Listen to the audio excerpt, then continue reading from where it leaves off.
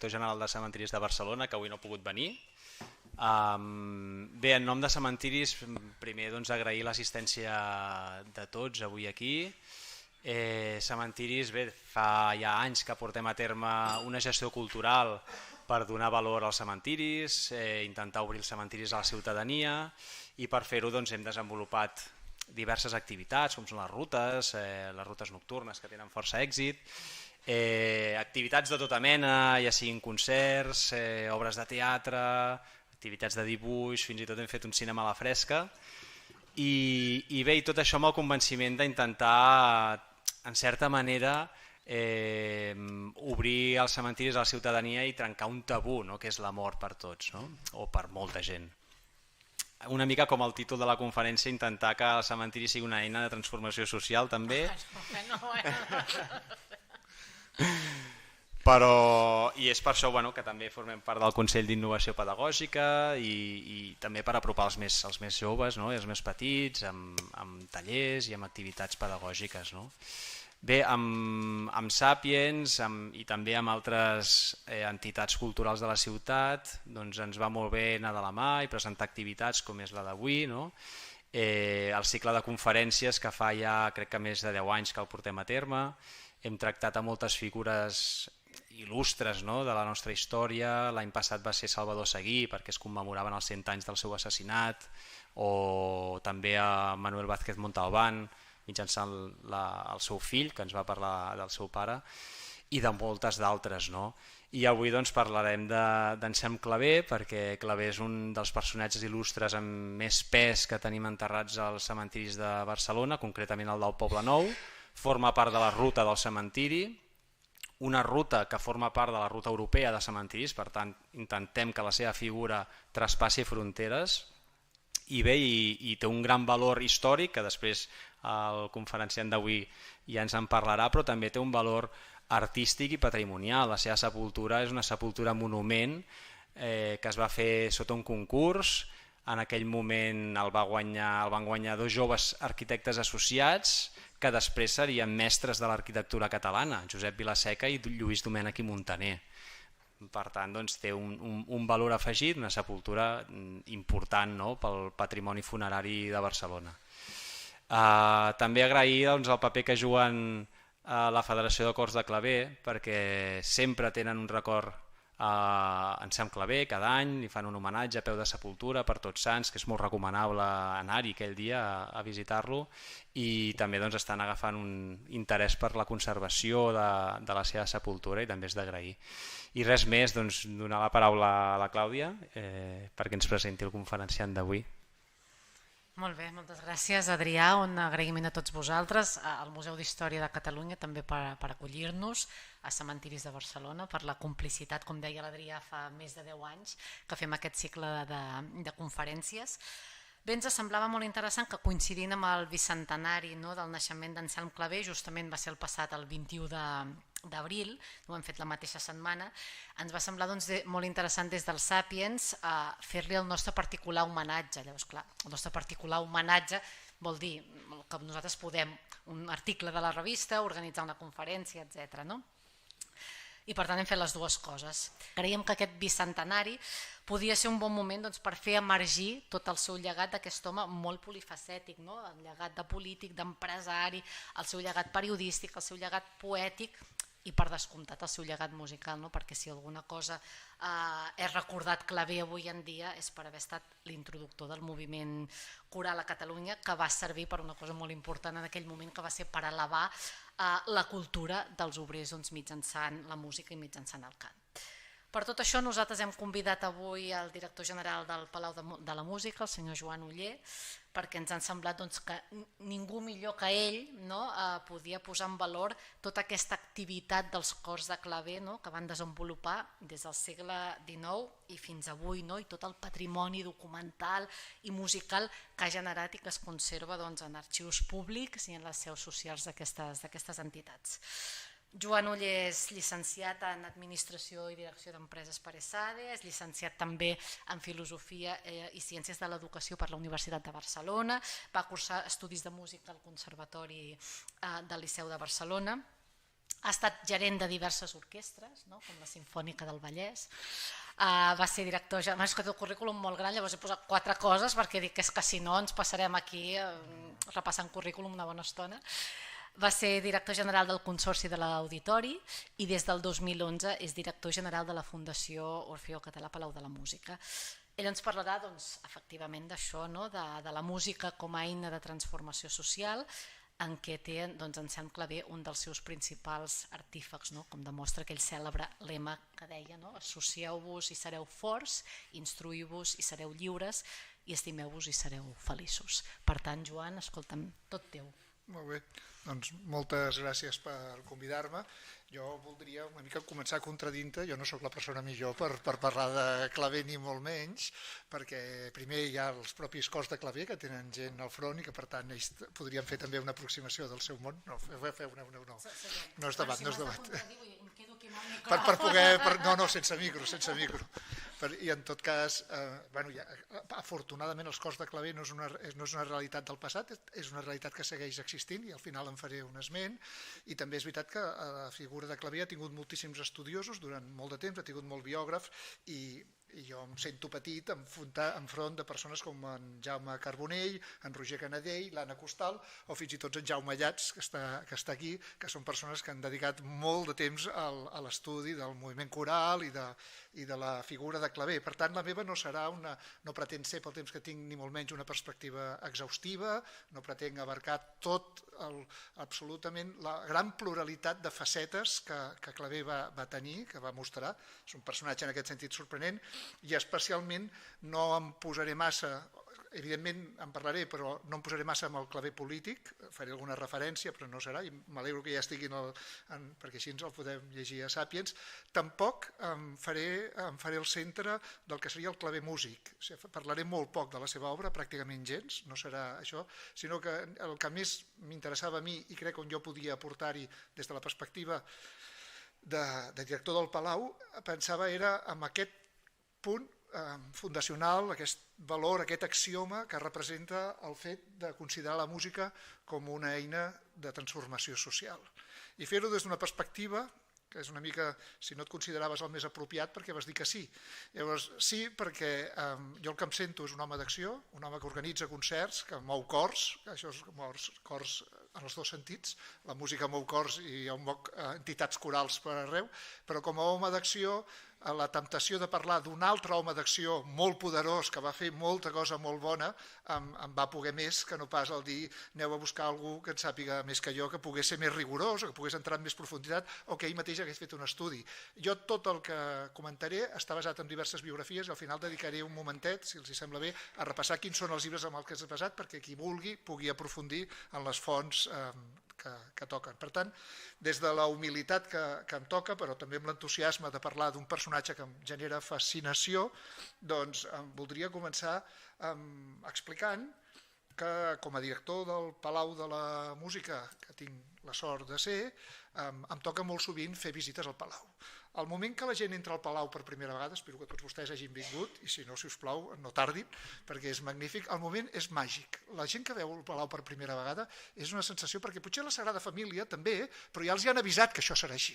Però en canvi el Palau de la Música els hi produeix una fascinació, aquella llum, és l'única sala de concerts del món, Patrimoni de la Humanitat de la UNESCO, l'única que juga amb la llum com un element fonamental, llavors els entres i els ensenyes tot allò. Quan ja ha passat el primer segon que han vist la sala de concerts, els dius, doncs encara més, tot això que veieu, tot això que vostès veuen aquí, no només és bonic, sinó que tot té un significat. Tot està expressant algun dels valors que Domènech i Montaner, conjuntament amb la gent que li va encarregar fer el Palau, volia transmetre. Això ve del romànic. El romànic també expressava sempre, era un art amb missatge, doncs clarament el modernisme també és un art amb missatge i per això Domènech i Montaner li dona significat a tot. I per tant, quan entren, primer veuen la bocana, es veu una mica petit, però com que tots han estat al Palau, ja s'imaginen què és, veuen la bocana, tenen aquesta sensació tan impressionant, i llavors ja entro amb els detalls. I el primer que els pregunto és, vostès saben qui és aquest senyor que es veu aquí a la dreta? Doncs aquí, afortunadament, quan es faig aquesta pregunta, tinc un percentatge d'encert molt alt. Pràcticament tothom em diu, és Ludwig van Beethoven. I dic, efectivament. I què fa aquí Ludwig van Beethoven? Doncs Beethoven aquí representa un dels grans músics universals, però probablement el músic que més transforma la història de la música, el músic que canvia el rol del músic per sempre més. El músic passa de ser un servent, passa de ser un criat a passar a ser un artista lliure. És el músic que també introdueix la necessitat d'innovació perquè sí en cada obra nova que presenta, cada sonata, cada sinfonia és diferent. Beethoven representa la ruptura entre el classicisme i el romanticisme, representa també la fraternitat universal de la 9ª sinfonia de Beethoven, que hi reivindica, que està vinculat a algun dels valors que després veurem amb Clavé. I aquí, i fins aquí, i això és el motiu que estigui Ludwig van Beethoven aquí, no? Que tothom es queda tranquil, content i tot això. A vegades també faig la broma amb algun intèrpret castellà, diu, m'està vigilant, algun pianista que el veu allà de front i així, dic, no pateixis, està sord completament, no sentirà res del que tu toquis. Llavors girem cap a l'altre costat. Llavors els hi pregunto, qui és aquest senyor amb bigoti? Clar, a vostès no els hi faré la pregunta perquè el context ajuda a trobar resposta, però els haig de dir que molt poca gent, tant estrangers com catalans, endevinen qui és aquest personatge. De fet, gent molt il·lustre ha fet relliscades notables. Els hi pregunto, qui és aquest senyor que hi ha aquí amb aquest bigoti, sota aquests arbres, i així. Llavors, fa uns anys em vaig trobar uns que van venir de l'est que em van dir, és Joseph Stalin? I vaig veure la por al seu rostre. O sigui, vaig dir, va arribar fins aquí Stalin? No pateixin, no és Joseph Stalin, no va arribar fins aquí. De fet, cronològicament, el Palau s'obre el 1908, no hi ha manera possible que fos Joseph Stalin. Llavors, seguint, amb un amic meu que va estudiar filosofia i que també es dedica a la gestió d'orquestres, em va dir, és Friedrich Nietzsche. I dic, home, ja ho som de germanòfils, tots els que estem al Palau, ho era Lluís Millet, ho eren tots, però home, com per posar dos alemanys aquí ja seria massa, i no, tampoc és Friedrich Nietzsche. La sorpresa ve que des de fa uns anys tenim afortunadament molts visitants i molts venen dels Estats Units. Llavors, això és una realitat que m'han explicat els guies que fan normalment les visites, que hi ha molta gent que diu, què cony fa aquí Theodore Roosevelt? I realment, i clar, es queden com molt sorpresos, com és que heu posat Roosevelt al Palau de la Música, com molt convençuts. Això em va servir d'excusa, això la història és fantàstic, perquè quan descobreixes dius, vaig a veure aquí cada any Theodore Roosevelt, em sonava el nom i poc més, perquè com que hi havia un altre president que es diu Roosevelt sempre els confons. Llavors vaig investigar una mica i vaig trobar que és un potser dels millors presidents que ha tingut la història dels Estats Units, un home que clarament va fer mesures molt avançades contra el racisme al seu temps i va fer una cosa que per mi sembla molt important, que és quan estàs a un país capitalista, ell es va enfrontar molt fort i va crear moltes lleis contra els monopolis. Els monopolis en serveis bàsics és un dels mètodes d'extorsió de les grans empreses cap a la població i ell en aquest sentit, tot i ser un personatge conservador del Partit Republicà, va ser molt incident. Però, òbviament, el senyor en bigoti no és Roosevelt, és evident que no. Els catalans, alguns, diuen, és Lluís Millet? És una mica més forçat, però clar, el bigoti, i en lloc de ser el Palau, diu d'això. Dic, home, però hauria sigut molt fort que si el Palau és impulsat, va ser impulsat, després ho recordaré, tots ho saben, per l'Orfeó Català, que el director de l'Orfeó digués, em posi mai a dalt i tot això. Hauria sigut, no crec que hagués sigut apropiat i per tant tampoc és Lluís Millet. Qui és aquest senyor? No? Es queden tots així, evidentment és Josep Anselm Clavé. Llavors, hi ha catalans que sí, quan el nom de Josep Anselm Clavé sona, això sí que és veritat, la majoria de gent, els catalans, fora no, però en els catalans sona.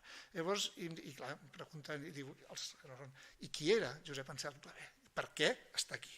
Per què està aquí? I dic, home, se'l considera el fundador del moviment coral català. Dic perquè, els dic, jo la història del Palau no m'agrada començar-la el 1908, que és el dia de la inauguració. La història del Palau, per mi, comença uns quants anys abans. Comença exactament el 1845. Comença el 1845 a la fortalesa de la Ciutadella. Amb les visites tinc poc temps i a partir que començo la història del Palau, però avui tinc una mica més de temps i llavors em permetran que tiri una mica enrere, només una mica enrere, només 40.000 anys. Això és una flauta se'n van trobar diverses trobades a diverses coves, aquesta concretament a Hohefels, a Alemanya, per casualitat, no crec que ja fossin tan aficionats a la música en aquella època.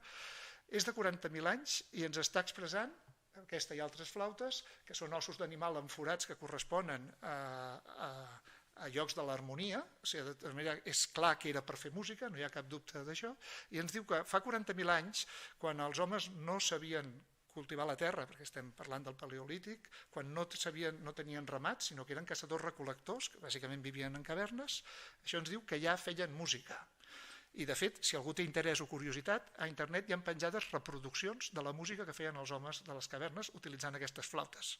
És a dir, no sabem què es deien, no sabem què creien, no sabem què pensaven, però sí podem saber quin tipus de música, si més no per les flautes.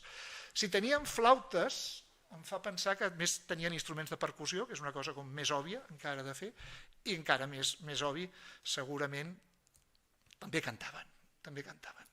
Hem de suposar, i és la meva hipòtesi, que el fet de fer música, el fet de cantar, el fet de fer música, és inherent a la naturalesa humana. Des que l'home és home, d'una manera o altra fa música, d'una manera o altra. I segurament la més important és cantar.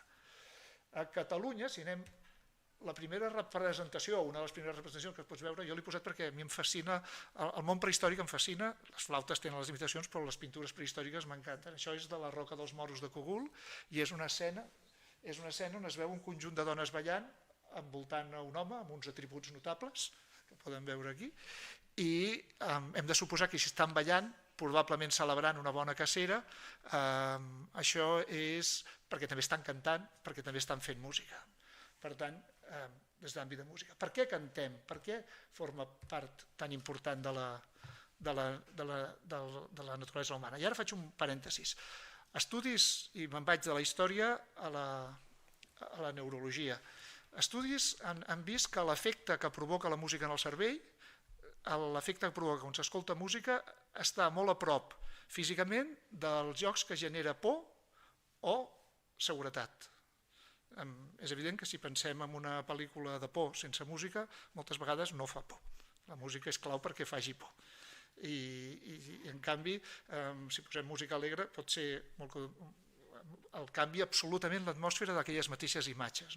Hi ha una frase del John Sturges, el director, diu: jo puc fer que un home vagi a obrir la porta i entri a una sala, però qui diu el que sent i el que pensa és el compositor de la banda sonora.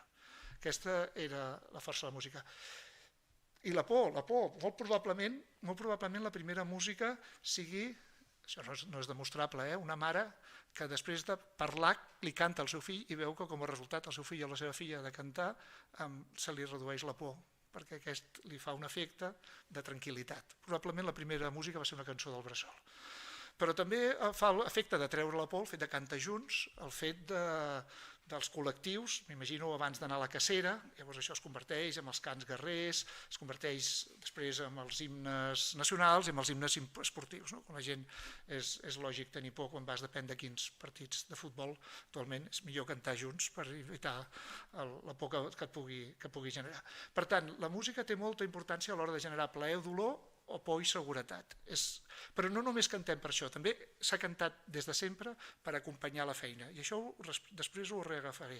Hi ha una tradició en totes les cultures de mentre estàs treballant al camp, mentre estàs treballant on sigui, acompanyar-ho amb cant. I finalment també cantem, i aquesta és potser la que més bonica, per celebrar.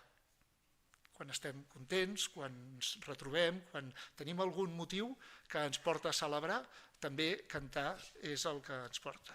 Podríem dir, i aquí tanco aquest parèntesis, que la música és un llenguatge d'emocions. És un llenguatge que ens genera, que ens parla a les emocions, no a través d'un contingut racional, sinó directament a l'emoció. Aquesta és la força de la música. Aquesta és la força. I ara faig un salt molt, molt gran. Dèiem que Clavé és el creador, el fundador, es diu, del moviment coral català. Moviment coral català, què és el moviment coral? Seria una miqueta, i aquí només he sigut capaç de definir-lo de manera negativa. És a dir, què no és? Què és el moviment coral? No és moviment religiós, perquè llavors serien un altre tipus de moviment, no és els cors que hi ha un teatre d'òpera, no són els cors que té associats una cort, un acord d'un príncep, no és un cant popular, no és tampoc, això ja és més subtil, la música que fa una societat filharmònica que té orquestra i cor i fa projectes sinfònico-corals, i tampoc és els grups que es troben per fer música de manera esporàdica.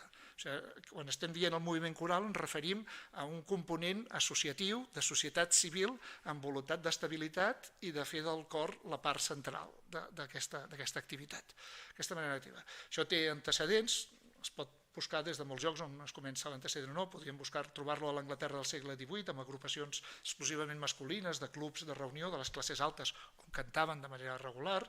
Després té un paper molt clar el que és el món al voltant de la Revolució Francesa, quan les grans masses d'obrers prenen el carrer i volen tenir veu, i la seva veu és cantada, i en aquest sentit la Marsellesa és l'himne, sembla molt clar, Marsellesa, que té dues referències que no puc deixar de dir. Una primera és que sembla que, això ho diu la biografia de Beethoven, sembla que Beethoven en part escriu la novena per dir jo també vull fer alguna tan popular com la Marsellesa, però que a més sigui música culta, que a més tingui un nivell musical, i això és un dels motius que el porta a fer la sinfonia coral. I la Marsellesa, que després qui farà la traducció al català serà Josep Anselm Clavé, o sigui, també serà ell qui la portarà. Al segle XVIII, al segle XIX, van apareixent els cants de taverna, que moltes vegades ja tenen un caire a vegades polític, revolucionari. Schubert, Weber escriuen cançons per cantar en comunitat d'aquest punt de vista.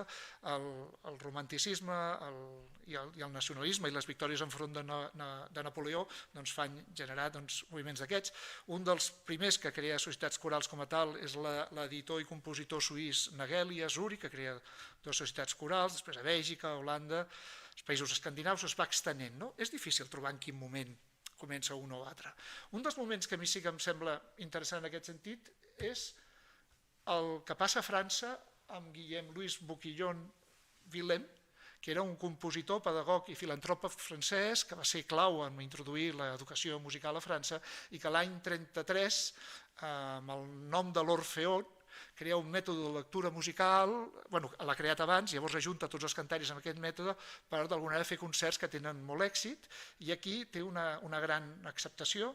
En menys de 10 anys té 4.000 nens, 1.200 adults que participen, i és un moviment clarament d'aquest caire que en dèiem, civil, associatiu, coral. Perquè aquests moviments necessiten diversos fenòmens per donar-se o que els expliquen. Un primer vindríem això que dèiem dels cants de treball. Els homes i les dones cantaven quan treballaven al camp, quan treballaven a les seves petites granges o als seus llocs, però resulta que quan es produeix la industrialització, a la fàbrica no poden cantar, perquè hi ha un soroll horrorós.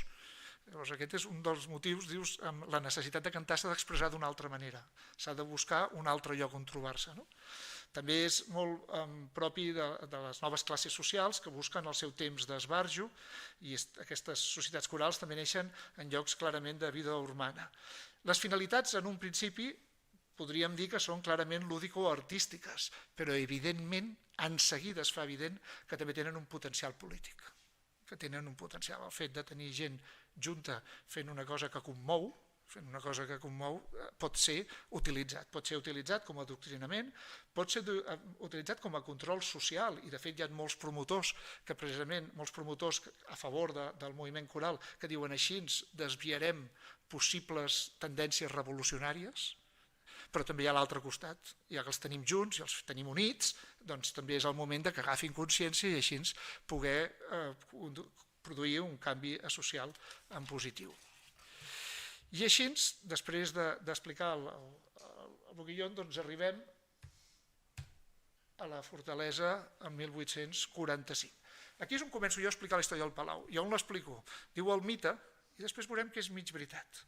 Diu el mite que Clavé estava a la fortalesa aquesta, no s'acaba de saber quant de temps, no he trobat que els biògrafs acabin de saber quant de temps va estar allà, però sí que diu que estava allà, després explicaré com havia arribat, estava tocant la guitarra, tenia una guitarra, i amb la seva guitarra va fer molt bons amics, que després li serien aliats, però és que inclús va guanyar l'admiració de les filles de l'oficial de guàrdia i de les filles del governador de la fortalesa.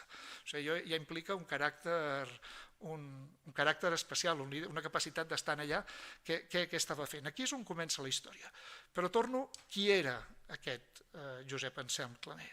aquest que estava a la fortalesa el 1845. Doncs bé, nascut al carrer Ample de Barcelona el 21 d'abril de 1884, és a dir, diumenge passat, va fer 200 anys, per això suposo que estic avui aquí parlant d'això, i per això m'ha cridat, perquè fa exactament 200 anys i 3 dies. El seu pare regentava un negoci de fusta i tenia una forta inquietud política. En algunes biografies escrites en aquells moments diu tenia el vicio de la política. Això no deixa de tenir curiós. En algun moment diu tenia el vicio d'implicar-se en temes políticos. La seva mare, Agnès Camps i Camps, venia d'una família cultivada i sabia tocar el clavecí i parlava i escrivia el francès. Alguns dels biògrafs ja diuen que Clavé agafa la inquietud política i d'home d'acció del pare i agafa la sensibilitat musical i cultural de la mare. També diuen alguns dels biògrafs, Pere Artís, que a casa seva estava entre la Ciutadella, on després l'empresonaran, l'odiosa fortalesa, que s'havia posat allà controlant, però al costat hi havia la caserna de les Drassanes, on hi havia moltes bandes de música. I ell, una mica igual que Gustav Mahler, passa la seva primera infància sentint aquelles bandes de música, sentint música de trompetes i música dels que feien els militars que estaven en aquella. A partir d'aquí, seguir la vida de Clavé sempre suposa el repte de separar quins són els fets i quins són el mite. Hi ha molta cosa de mite al costat dels fets, i curiosament amb un personatge que tampoc és tan llunyà. I el mite a vegades és alimentat per ell mateix i per alguns dels seus primers biògrafs, i els segons biògrafs d'alguna manera han volgut relativitzar aquest mite. Un dels mites, que per exemple el primer llibre que he trobat sobre Clavé, que després comentaré, és de Peles Mestres, de només 3 anys després de morir, i aquí diu que venia d'origen molt pobre, era d'origen molt humil. Després es veu clarament que això no era així, que va néixer en un palau, que eren famílies relativament benestants. O sigui, el mite de que ve de la pobresa no és tan veritat, encara que després sí que té dificultats. Sí que és veritat que després té una adolescència plena de dificultats, als 6 anys perd la visió pràcticament d'un ull per una afecció de la vista i per l'altre costat es produeix una fallida del negoci familiar, el vicio de la política. Alguns biògrafs diuen que va ser causa de posar-se en política, que li va anar malament el negoci, i altres no fan tant èmfasi, això no està clar. En tot cas, sí que ell ha de posar-se, ell i els seus germans, han de posar-se a treballar, i ell es posa aprenent de torner, que de tenir una postura forçada li genera una deformació corporal que el fa quasi juperut i que el fa sortir de deixar aquest ofici. Per un altre costat, consta que als 10 anys tocava el violí i als 14 ja tocava la flauta, el violoncel i la guitarra. Llavors, no se sap quins van ser els seus mestres. Aquí també és una àrea una mica que no... Això diuen que si la seva mare, diuen que si alguns dels militars que hi havia allà al costat, o si era autodidacta. Si era totalment autodidacta. No sembla probable que fos totalment autodidacta, però coses més rares s'han vist a la història de la música, o sigui que tampoc no seria.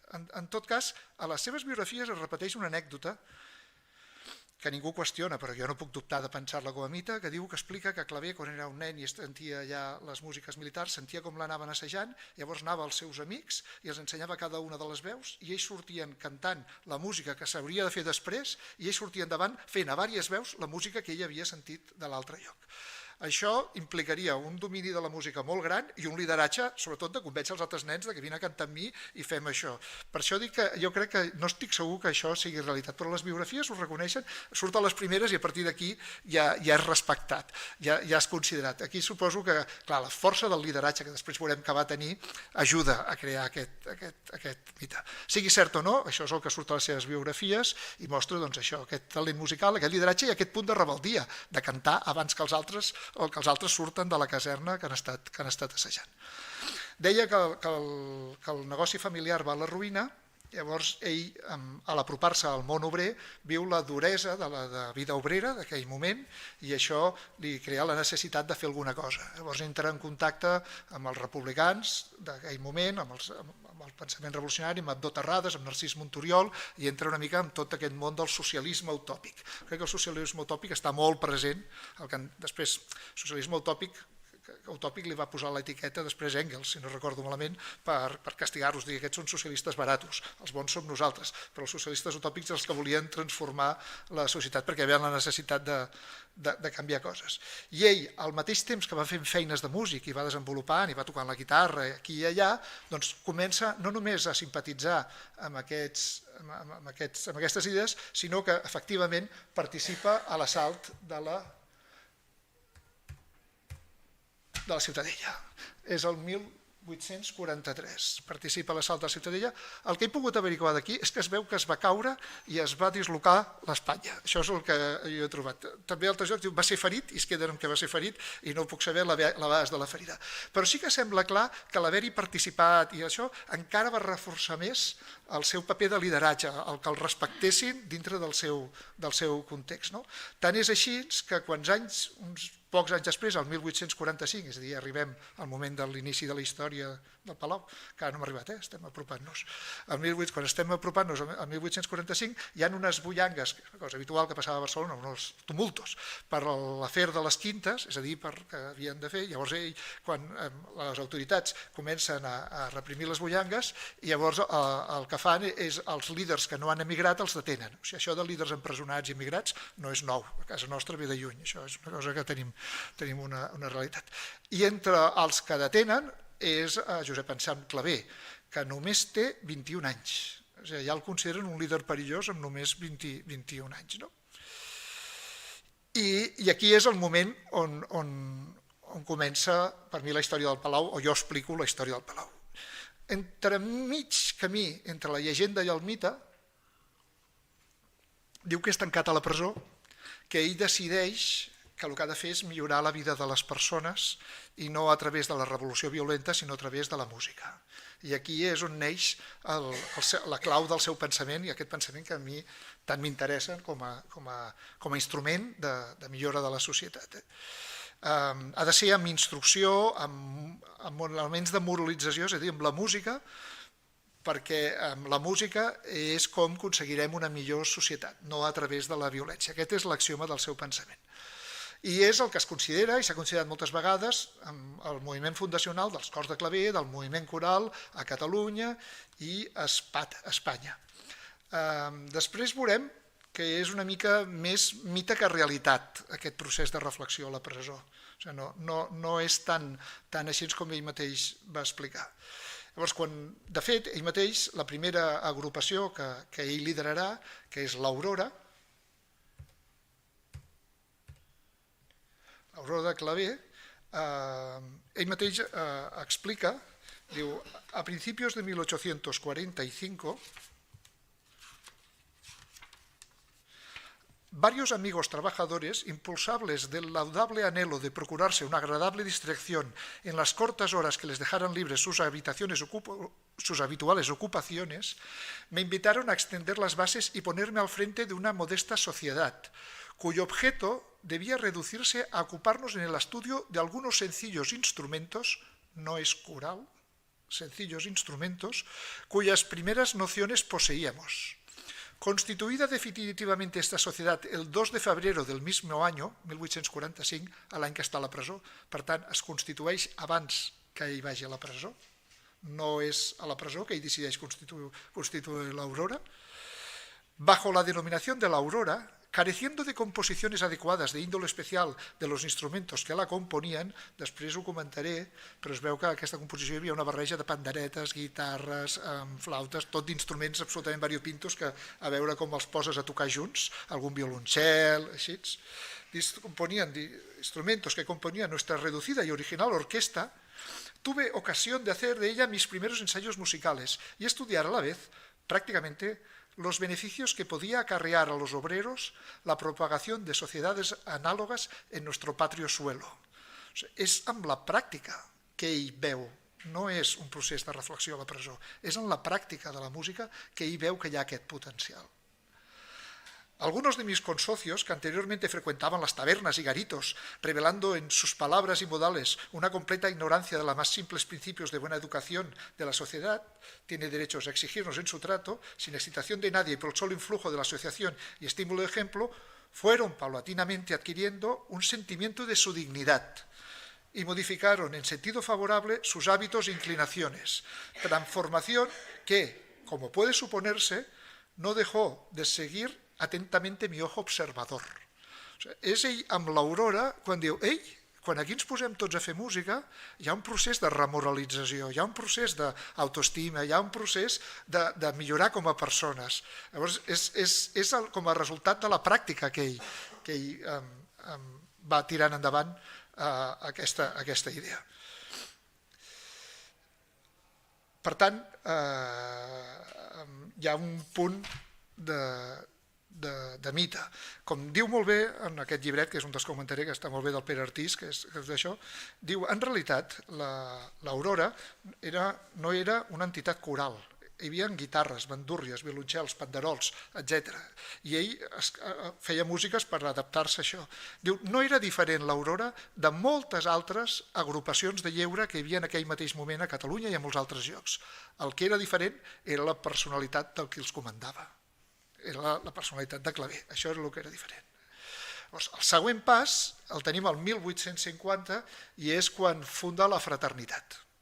I el nom ja és una declaració d'intencions. O sigui, quan un funda un grup que en diu la Fraternitat, el nom ja és un programa, no? El lema de germanor, progrés, justícia, i la Fraternitat ja des del principi moment ja no només vol ser un moviment d'ajuda mútua, que ho eren els altres, o un moviment també lúdic, sinó que clarament pretén un concepte molt més educatiu des del primer moment.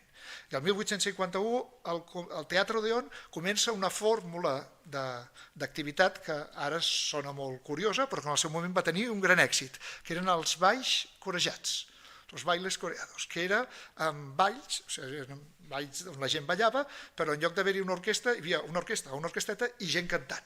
I això va tenir un èxit tremendo, que ell va trobar una fórmula i és una que va fer. I aquest èxit d'aquesta fórmula i del seu projecte va fer que jo haig de dir que la cosa que més em sorprèn de Clavé, de totes, hi ha moltes coses que em sorprenen, la més és com aconseguia que la gent l'imités i repliqués el que ell feia. O sigui que ràpidament molts altres llocs. Ell funda la Fraternitat, comença a fer balls coreados i en seguida neixen la Colla del Born, l'Alba, l'Iris, el Porvenir, i tots aquests a Barcelona, i fora de Barcelona altres grups similars, a Granollers, Olot, Móra d'Ebre, Figueres. En 1952 ja són 12. Aquesta capacitat de rèplica de les seves idees jo crec que és un dels elements més sorprenents, més difícils per mi com a persona d'acció, de veure com aconseguia. O sigui, tu pots aconseguir en el teu grup coses molt increïbles, però com aconseguir que altres repliquin la teva idea? Això em sembla molt, a mi personalment em sembla molt admirable. Ell llogava jardins, al Passeig de Gràcia, que llavors en lloc d'edificis hi havia jardins, i en aquests jardins feia les seves actuacions, amb una altra innovació que normalment, que jo tampoc m'extenderé molt, però que en Roger Canadell en el seu llibre sobre Clavé fa molt d'èmfasi i que per mi també trobo que és molt important, que sempre el considerem el creador del moviment coral i fem èmfasi en els cors de Clavé, però aquestes audicions, aquests concerts i aquestes sessions de ball que ell feia tenien una gran innovació, que és que ajuntava totes les classes socials. Fins llavors el lleure es feia de forma separada, o majoritàriament es feia separada, cada classe social tenia el seu lleure i no es produïa una barreja. I ell fa que es barregi, això ho explica molt bé al seu moment, i de fet Clavé es converteix en un personatge més perillós que les autoritats per aquesta barreja que pel moviment coral que està fent, perquè el moviment coral, com dèiem, hi ha molta gent que ja veu que ja està bé com per distreure els obrers. Clavé, per tant, comença a ser aquest ideari d'ajuntar en el lleure de diverses classes socials és vist com perillós. I això ajuntat al lideratge de cors obrers fa que al final, el 1856, les autoritats s'alarmen i ell és deportat a Menorca. Avui en dia no sembla massa un mal lloc per ser deportat, Menorca. Però bé, en el seu moment tampoc hi va estar-hi massa temps a Menorca. També és veritat que ell està arribant a la trentena i en aquests moments ell és casat, té una impremta. Va ser el fundador, durant el temps que va durar, d'un diari que em va dir La Vanguardia, del qual era l'únic redactor. Ell mateix era l'únic redactor de La Vanguardia. És molt reconegut en l'àmbit republicà i té moltíssims deixebles. En certa manera està vivint un èxit. També és aquest moment, i faig només aquí el breu parèntesis, quan comença a escriure en lletra catalana, en llengua catalana. Fins llavors escrivia només en castellà. Hem de situar Clavé també en el context en el que està. I a partir de llavors es fa bilingüe, però jo penso, i no ho penso només jo, sinó també el Martorell, que les seves millors obres són les que escriu en català. O sigui, clarament, les obres que ell com a músic, que ja dic que no és la part que aquí tractaré, però les obres que són més reeixides de músic, Xiquets de Baix, La Verema, Les Flors de Maig, Les Vespres Catalanes, Goig i Planys, probablement siguin les seves obres més reeixides i les fa quan les fa amb la seva llengua. Bé, ell torna de Menorca, però ja clar, ja és la segona vegada, o sigui, primer a la presó, després el deporten. A partir d'aquí es veu una evolució, es pot veure una evolució en Clavé que sense perdre per res el seu ideari, sense deixar de plantejar-se els objectius, jo diria que inclús amb més insistència, ho fa d'una manera molt més pragmàtica i intel·ligent.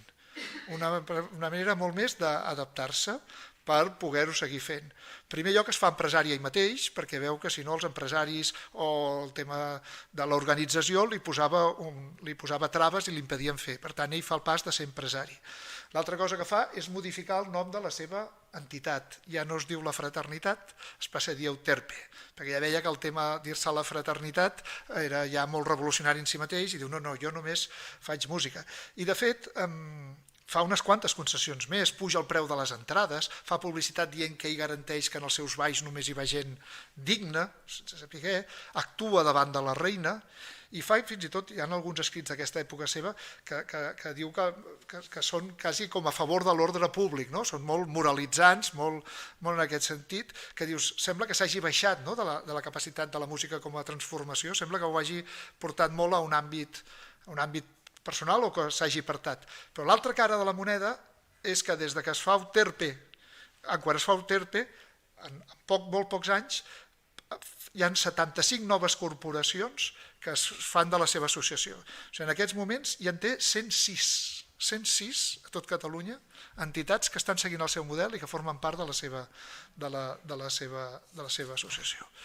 Són els anys potser més brillants, no? També és els anys que ell fa d'empresari, és veritat que fer d'empresari també li portarà disgustos i tindrà problemes econòmics, però també organitza uns grans festivals, l'any 1860 amb 200 cantaires i 150 instrumentistes, l'any 64 ja són 2.000 cantaires i 300 músics, o sigui, està fent unes volades molt grans, té realment un gran nombre de cors que el segueixen i que d'alguna manera treballen en aquesta mateixa línia. És en aquest moment, el 1867, quan tot i totes aquestes mesures per no ser incòmodo, per poder seguir fent la feina, tot això, torna a ser deportat aquesta vegada a Madrid. El porten a Madrid. I a més, amb la intenció de portar-lo a les Filipines, que ja no sembla un lloc tan, potser agradable, ara sí que ho sigui, però en aquell moment no crec, i se'n va a Madrid. Mentre ella està a Madrid, aconsegueixen que no vagi a Filipines i aconsegueixen que l'acabin alliberant, però mor la seva filla gran de 14 anys, que havia mort els altres fills i queda només una filla. Jo, a partir d'aquí, tampoc ho reflexen molt, però jo veig un altre Clavé. O sigui, aquí Clavé ja ha perdut la força aquesta, el seu millor moment probablement ja hagi passat, tot i que és en aquest moment quan comença a tenir càrrecs polítics. Però clar, quan repasses una mica càrrecs polítics, sí, ell és president de la Diputació de Barcelona en 2 ocasions, la primera 4 mesos i la segona 3 mesos, una el 1871 i l'altra. No sembla molt de temps per poder fer gran cosa. De fet, intenta fer coses i la majoria li frustren. Finalment es proclama, ara segueix una mica el fil polític, perquè els últims anys de Clavé són molt centrats en política, són totalment centrats en política. El 1871, que és l'any que fa l'adaptació catalana de la Marsellesa, i el 1873 es proclama la República. L'11 de febrer de 1873 es proclama la República i el goig i l'alegria que devia tenir li havia de durar molt poc quan va començar a veure les divergències internes, tot el que passava. Ell és nomenat governador civil de Castelló de la Plana el 73 i en seguida ho deixa, o sigui, realment no té cap temps de desenvolupar res enlloc, per ser diputat a les Corts Constituents, és escollit.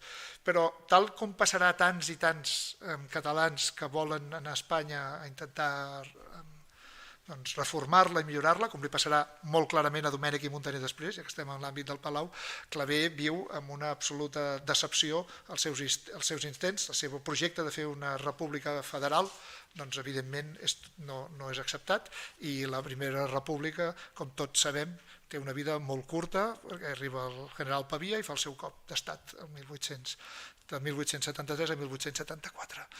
A Clavé ja només li queden 2 mesos de vida, torna a Barcelona, té la decepció política, finalment els seus han arribat al govern, no s'ha pogut fer el que volia, té el trasbals econòmic que no ha sortit indemne dels problemes d'empresa i té una salut cardíaca fatal, una hipertròfia cardíaca, i es dedica els últims mesos a arreglar partitures, llegeix, arregla les partitures més valorades, rep amics i deixebles i mor el 24 de febrer de 1874, 2 mesos abans de fer els 50 anys. Tot això ho va fer amb 49 anys. Aquest seria això, un dels elements sorprenents. Aquesta és la biografia. I el mite seguirà.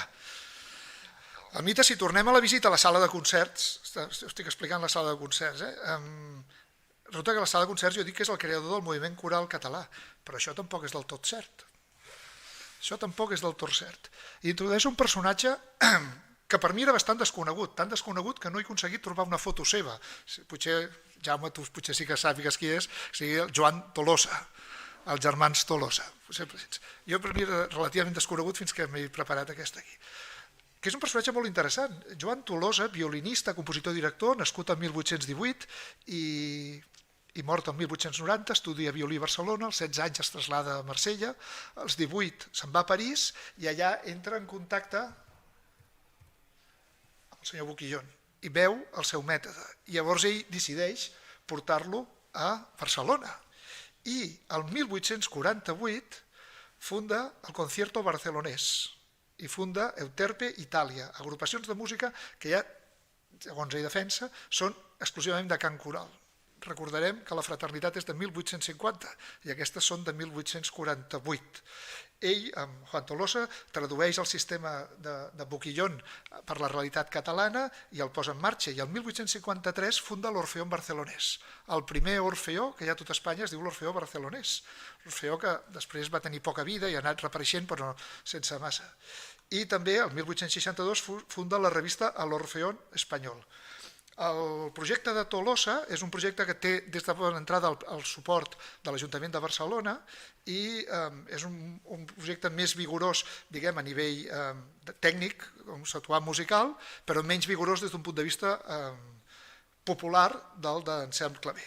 De tota manera, com no podia ser d'una altra manera, tractant-se de catalans, la discrepància es fa evident i es genera el conflicte entre ells. Conflicte que s'explicita en que la revista del Tolosa, l'Orfeón Espanyol, contra la revista del Clavé i els claverians del Metrónomo es fa molt agra. Tan agra es fa la polèmica que van a judici. I ara això m'ho invento, això ja ho dic que m'invento. Estem a un jutjat a la Barcelona de 1963 y el jutge diu, a ver, señor secretario, ¿qué temas tenemos hoy?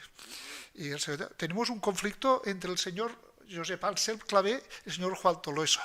¿Y cuál es el objeto del conflicto? Digo el jutge al secretario. El secretario dice, la paternidad del movimiento coral en Cataluña y España. Y el jutge dice, ¿cómo? Digo, sí, la paternidad del movimiento coral en Cataluña y España. Imagino el jutge dient la frase d'Astèrix, están locos estos catalanes, a ver cuánto tiempo me queda para volverme a mi Salamanca y volver a conseguir un destino allí. Bueno, això no és històric, això m'ho estic inventant jo. Què va fer el jutge? El jutge va fer una decisió molt curiosa d'això, va fer una decisió salomònica y va dir, no hay paternidad del movimiento coral, ustedes hablan de cosas distintas. Usted, señor Clavé, es el fundador de las sociedades corales y usted, señor Tolosa, es el fundador de los orfeones. Las sociedades corales son obreras y tienen voluntad de transformación y usted es más bien de educación y de desarrollo de música, con lo cual no hay disputa. I així va ser la solució del jutge, es va treure del damunt un pleit per la paternitat del moviment coral, o sigui, no deixa de ser coral. El jutge va ser, diguem, salomònic, però no hi ha cap dubte que la victòria va ser de Clavé. El Palau i el bust de Clavé, no hi ha el bust del Joan Tolosa, això està clar. Diguem que el premi, la victòria era ser un mite i tenir el bust al Palau. Llavors, des d'aquest punt de vista va haver-hi que era així. Però també és veritat que volia explicar aquesta polèmica també perquè a partir d'aquí el moviment de Clavé reforça molt més el seu paper moralitzant amb el poble, molt centrat en la millora de la vida de les persones, és a dir, tornant una mica al motiu que em porta a fer la trobada, de l'instrument aquest de la música com a instrument per millora social, però no tant com a revolució, no tant com a canvi social, sinó com a millora de la vida de les persones. Clar, hi ha alguns textos seus d'aquesta època que quasi semblen conservadors, que sembla acceptar que així els obrers, si canten junts i tenen això, acceptaran més la seva realitat i serà un refugi de pau i d'acceptació de la situació existent. No? Aquest semblaria una opció quasi conservadora. No sabrem mai, o no podrem desentranyar mai, si això era només perquè no li tanquessin la paradeta per poder seguir fent la seva feina o realment havia fet una evolució en el seu pensament. Per què Domènech i Montaner i Lluís Millet i Joaquim Cabot, els impulsors del Palau de la Música, posen claver i no posen Tolosa allà al Palau de la Música? Per cert, aquest era l'Orfeón barcelonès, el de Tolosa. Per què? Home, tornem una mica... Com explico la història del Palau? Dic que començo el 1845 amb aquest moviment de claver, explico tota l'expansió, tots els cors, explico una cosa que forma part de la realitat, però que també del mite, que és que no hi ha cap altre personatge a Catalunya que tingui tant noms de carrers i places com Claver. O sigui, és el personatge que més noms de carrers i places té a tot arreu. I explico també que després de la mort de Claver el seu moviment no té la mateixa força i el 1888 es produeix l'Exposició Universal de Barcelona i venen a Barcelona cors d'Europa. I aquests cors mostren un nivell musical, per cert, l'Orfeó barcelonès també ha anat cap a baix, mostren un nivell musical que no té res a veure amb els cors de Claver, a l'any 88. Llavors, dos personatges també molt joves que venien del moviment del cors de Claver, que eren Lluís Millet i Amadeu Vives, diuen, ui, aquí hem de fer un salt. I venint i acceptant aquest origen de Claver, el salt l'hem de fer amb qualitat. I funden el 1891 l'Orfeó Català. L'Orfeó Català, que en aquell primer assaig, el Lluís Millet els diu als cantaires, algun dia serem capaços de fer la novena de Beethoven, que la van fer el 1900, abans de la inauguració del Palau. Però jo estic segur que el Millet el que pensava és algun dia serem capaços de fer la Passió segons Sant Mateu, que és el que ell realment volia fer. Va tenir que esperar fins al 1921, però va saber esperar i al final ho va aconseguir-ho. Bé, aquest Orfeó Català que neix amb l'ambició, amb els valors de Claver, de transformació social, de participació, però alhora també busca l'excel·lència i incorpora la catalanitat i també d'alguna manera integra elements de cristianisme, el 1904 pren una decisió boja, però magnífica, que és la de construir el Palau de la Música Catalana, construir una seu, un lloc magnífic com a sala de concerts. Comencen les obres el 1905 i s'inauguren el 9 de febrer de 1908. I a partir d'aquí comença la història del Palau, però aquesta seria una altra història. Per què decideixen posar Claver?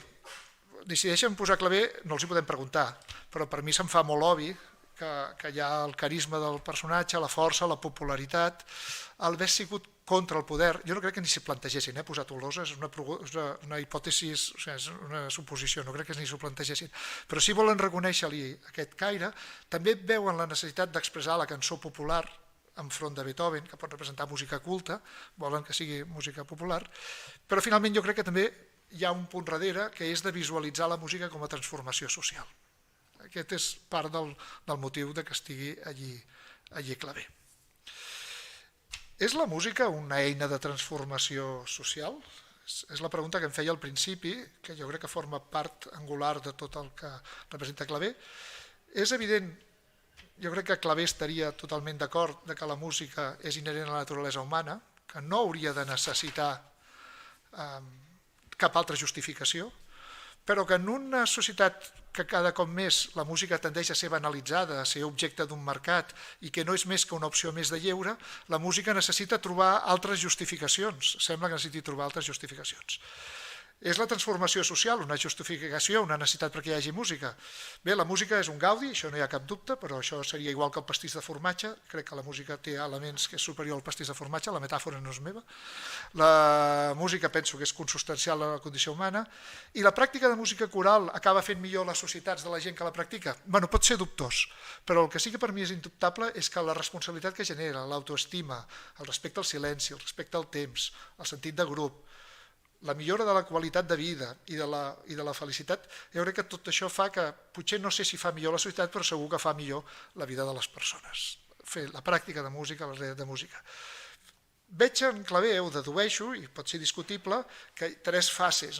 Una primera de descobriment d'aquest potencial, que és en la pràctica, i una segona que passa d'un moment de tenir més clar aquesta necessitat de transformació social cap a un altre que parla més de millora personal, però no sé si és mitja excusa o és mig veritat o fins a quin punt les veu una o altra o tampoc necessàriament s'oposen.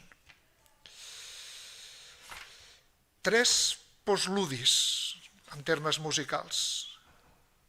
Anem bé de temps? Ara ja hauria d'estar acabant, no? Més o menys. 3 postludis, però la música, amb la seva vessant social, té altres elements importants que podem trobar. Un que m'agrada mencionar és la Societat Obrera de Concerts que munta Pau Casals. Pau Casals, violoncel·lista de gran èxit, que munta l'orquestra, dedica molts esforços perquè els obrers puguin gaudir de la música. Els meus avis formaven part, eren socis de la Societat Obrera de Concerts. Suposo que la meva afició a la música en part també està relacionada. Anaven al Palau els diumenges al matí en els concerts que feia la Societat Obrera de Concerts. Però molt més modern, tenim l'exemple del que ha passat a Venezuela des de l'any 75, on un ministre, el senyor Abreu, personatge amb clarobscurs, tots els que es vulguin, decideix aconsegueix que el govern dediqui diners del petroli a comprar instruments i crea núcleos d'orquestes per tot el país. D'aquest moviment increïble a Venezuela fa dubtar que Venezuela sigui millor, però sí que fa que surti molta gent o que molta gent tingui una vida millor, dels quals el que ha sigut més popular és en Gustavo Dudamel, que el tenim aquí amb la seva orquestra, quan va venir al Palau, o en una altra foto quan va anar als Proms, Gustavo Dudamel, que revoluciona la música amb la seva energia, amb una visió totalment diferent. Quan va fer el concert als Proms, es va presentar amb la seva orquestra venezolana, un crític de Londres va dir el millor Proms que mai s'ha fet, per lo que significava no tant musicalment, sinó de transformació i l'energia que veia en aquest mateix moment. Un altre postludi, evidentment, l'Orfeo Català i el Palau de la Música no existirien si no hagués sigut pel moviment claver, però des que estem a l'equip actual al Palau hem desenvolupat un projecte que en vam començar dient Claver 21, en diem Palau Vincles, que el que vol és aquest objectiu de millorar les possibilitats de vida de futur de les persones, portar-lo a nens i nenes, el que els hi transmetem cant coral, i són centenars que, d'acord amb escoles o amb centres oberts, practiquen el cant coral i venen a fer concert aquí al Palau, i aquí d'alguna manera no són obrers, són nens i nenes, però tornem a agafar la idea aquella de a través de la música intentem que la seva vida sigui millor, el seu futur sigui millor. Cada cop ho dic amb la boca petita, el seu futur sigui millor, però la seva vida actual sigui millor. I també, això és molt recent, aquest dissabte a l'Auditori, organitzat pels Cors de Claver, ha hagut una cantata infantil sobre el jove claver, que ha reunit a molts cantants molts nens i nenes que han seguit amb el tema encantat amb el tema de claver, i el diumenge va haver-hi un concert al Palau de la Música en homenatge a Claver dintre del cicle de xarxa coral, on a part de cantar una obra seva també es van estrenar una obra d'un compositor català. Jo crec que Claver hauria estat content de veure això. Hi ha altres iniciatives socials d'alguna manera sobretot de la iniciativa de l'Abreu a Venezuela. El tema del component, la música com a instrument de desenvolupament social, creix i té altres reflexos aquí mateix a la nostra ciutat, no només el nostre projecte, sinó també el projecte del Xamfrà, el projecte de Voces i altres, i estan prodigant-se arreu projectes d'aquests. Per mi no caldria, la música en si mateix ja no necessita justificació, però en un temps que sembla que la necessiti, doncs també podem, per què no? També és un element a tenir en compte. La música, finalment, fa més plena la vida de les persones que hi participen en qualsevol dels seus, sigui escoltant o sigui participant. I per acabar, aquesta és l'estàtua de Claver, que abans estava a un altre lloc, però ara està al passeig de Joan a dalt de tot, que és on jo vaig néixer molt a prop i vivia i jugava sota l'estàtua de Claver. Per mi, clar, que és un mite. Sempre pensava qui era aquest senyor que estava aquí. Al final de la seva vida, ell els diu als deixebles, això ho recull a la Peles Mestres, els deia que estava morint, está posat en castellà: continuad, les dijo, los conciertos de Euterpe, procurando que mi obra sobreviva dilatados años, no por lo que en sí vale, sino por lo que significa, conservarlo como un medio de enaltecimiento, de sana educación, de moralidad para el obrero. O sigui, està posant l'objectiu social per damunt de la seva música. I jo volia acabar amb la frase que més popular de Claver, que ja has comentat abans, però que no m'estaré de repetir-la perquè sempre la trobo que és molt estimulant. És una frase quasi fundacional del que seria el pensament del socialisme utòpic, no? És aquesta de associeu-vos i sereu forts instruïu-vos i sereu lliures, estimeu-vos i sereu feliços. Gràcies per l'atenció.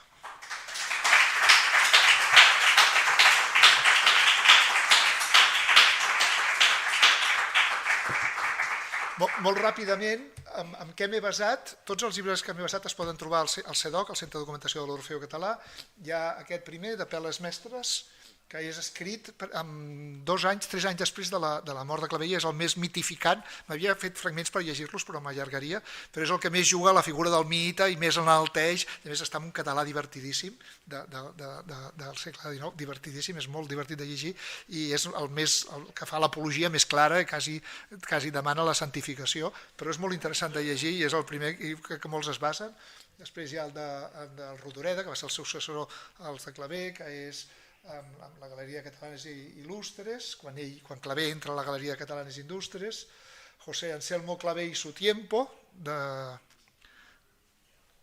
Tomàs Cavaller, de 1949, Josep Maria Poblet, Josep Clavé i la seva època, aquest és de 1973, és a dir, mai ha desaparegut l'interès per Clavé, en tot moment s'ha mantingut l'interès pel personatge, cosa que m'alegro i que em sembla lògic per lo fascinant que és.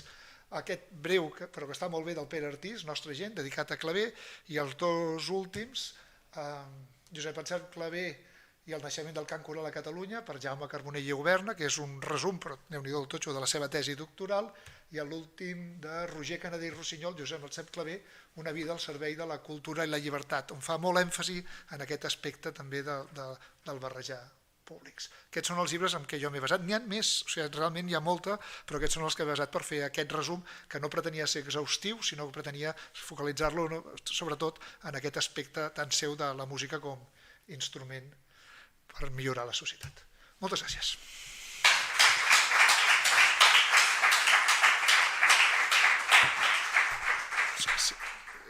Si algú vol fer alguna pregunta, comentari o alguna correcció d'alguna cosa que no he dit bé o que no és encertada, estaré encantat d'aprendre. Li passen un micro.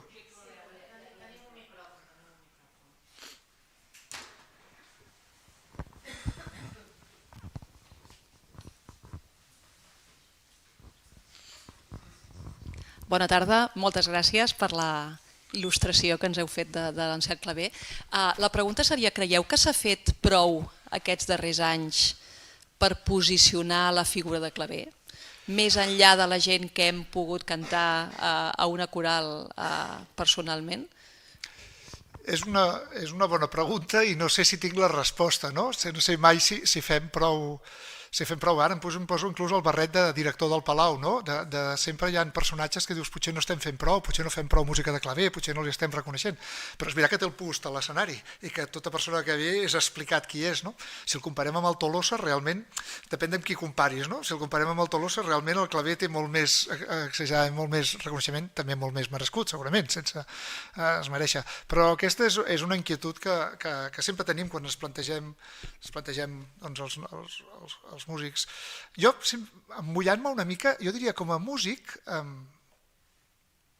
podríem fer més i hauríem de fer més, però no és com a músic com el que jo crec. Jo crec que el que és absolutament increïble i hauria de convèncer a Netflix perquè fes una sèrie, tot això és el personatge, la força, el carisma del personatge i com és capaç de tirar endavant tots aquests projectes i fer tot aquest moviment que acaba afectant a tantíssima gent de manera directa o indirecta. No? Jo crec que en aquest sentit mai és prou.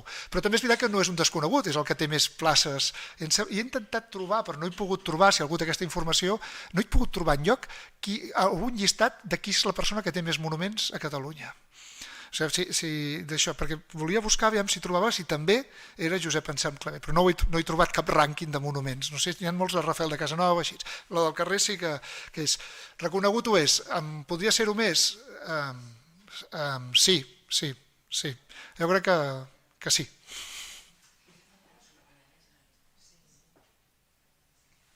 Una altra pregunta o comentari? O algú que discrepi? Algun defensa que el jutge que dirimia el cas parlava català que perquè li he caricaturitzat parlant castellà, ja demano disculpes. Digui. Sí. A veure com pregunto. Tenint en compte el context diferent de Clavé, de fa 200 anys, quina visió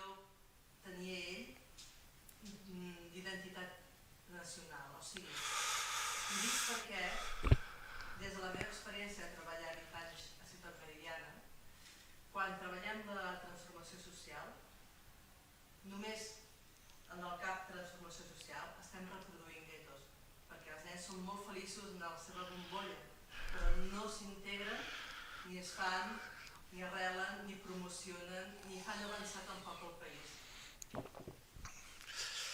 Buf, és una pregunta que una mica em supera, eh? La pregunta seria fins quin punt Clavé Sí, perquè hi ha... era conscient de la... Ell, en el seu context, és que jo no sé prou història per valorar-ho, però a mi m'importa molt aquest tema. El tema de transformació social, no dissociar-lo mai de la identitat cultural. Ja. Perquè si no estem reproduint guetos. Això jo ho sé. Jo comparteixo l'opinió. A més, puc dir la meva opinió, dir l'opinió de Clavé ja em serà. Jo comparteixo l'opinió i el projecte del Palau, que en diem Palau Vincles, juga que tots els nens aprenguin cançons catalanes. Jo ho sé molt això perquè ho he viscut molt i em preocupa molt. La integració no pot passar per fer guetos i la millora social ha de passar per la integració. Per tant, en aquest sentit, jo comparteixo... La identitat cultural no es poden dissociar, han d'anar juntes. Correcte. Com ho enfocava...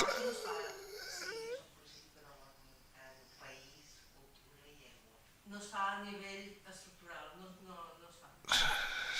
Això ja és complicat. En tot cas, la identitat nacional en Clavé és un concepte d'autors, perquè ell escriu pràcticament més del 80% de la seva obra és en castellà. O sigui, no té el sentit de la llengua que en aquell moment, nosaltres ara en el nostre moment veuríem, diríem, però com és possible, no? I en canvi, en el seu moment, ell també té una obra que després la va utilitzar per protegir-se d'alguns moments, però que es diu Glòria a Espanya. Si no recordo malament, es diu així mateix, Glòria a Espanya. Després també té les vespres catalanes. O sigui, jo crec que el concepte d'identitat nacional, però en canvi l'apologia que en fa només 3 anys de la seva mort és molt del trobador de Catalunya, de la identitat... Ja, sí. M'és difícil respondre a aquesta pregunta amb rigorositat, per ser honest. No sé si Jaume, jo et convido que opinis. Tenim en Jaume Llats, que és estudiós, que és musicòleg i que probablement d'aquests temes en sap molt més que jo, que sóc un home d'acció. Està allà...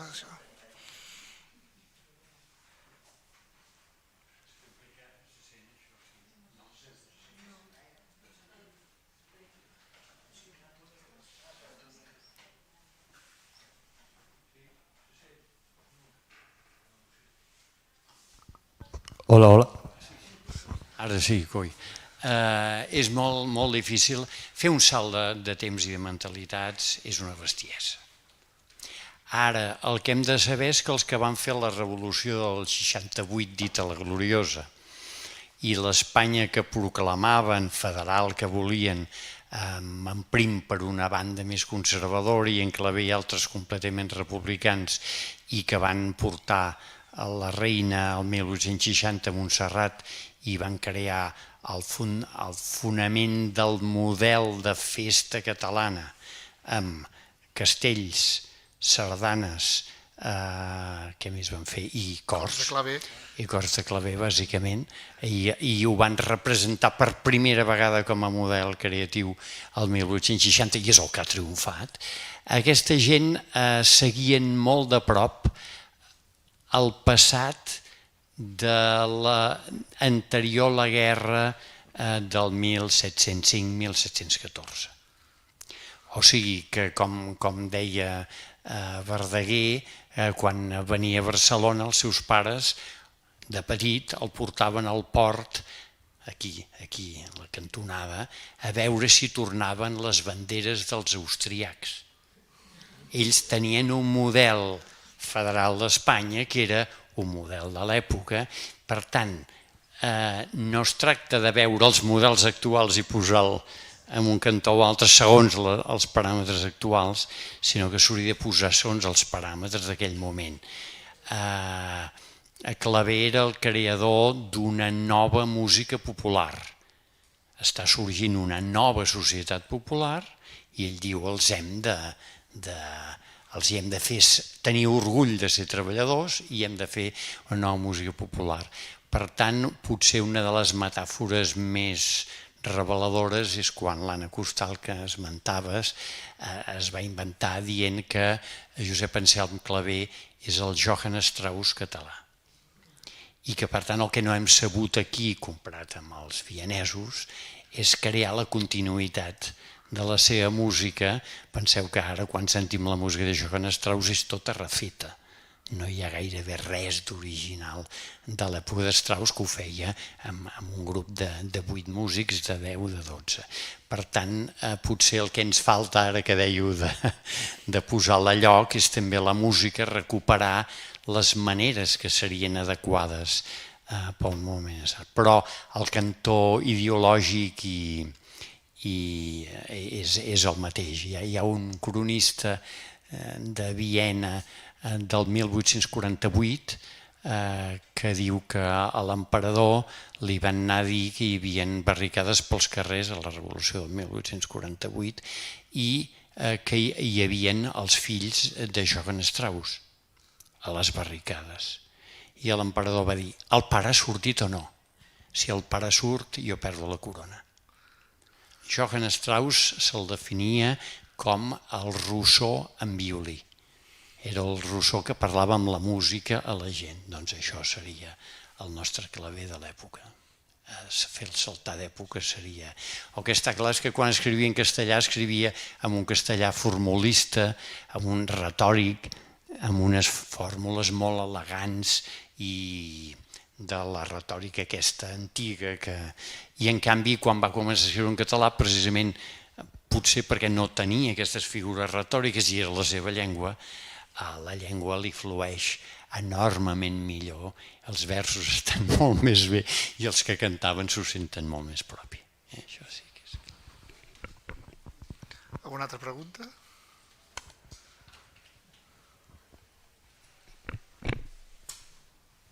Doncs moltes gràcies.